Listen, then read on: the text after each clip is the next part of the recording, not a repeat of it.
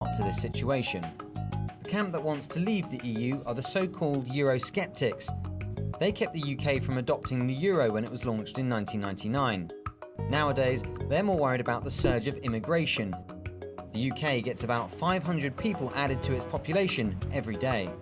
Since EU citizens have the freedom to live in any country they choose, leaving the bloc is the only sure way to stem the flow of people. Arguing to stay in is Prime Minister David Cameron. He negotiated new terms to the UK's EU membership, including some reassurances for London's financial industry and the right to restrict welfare payments to migrants. He says a breakup would be an economic disaster. Europe accounts for nearly half of UK exports, and, he says, a Brexit would create a decade of uncertainty for financial markets, investment, and the wider economy. The debate is whiplashing markets and has sent the pound tumbling. Now, here's the argument. Those pushing for a Brexit say the EU has morphed from a free trade zone into a superstate that's eating away at Britain's national sovereignty.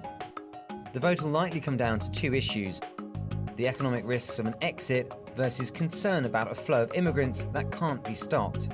Whichever way the vote goes, Britain's long love-hate relationship with the EU will rumble on. On the 23rd of June 2016, the British electorate voted on whether Britain should exit the European Union, a process named Brexit. Brexit supporters won with a slight margin, totaling 51.9% of the vote. Consequently, on the 29th of March 2017, the British government triggered Article 50 of the EU Treaty to leave the EU, thereby officially starting the Brexit process. But what will the withdrawal process look like, and what are its potential implications?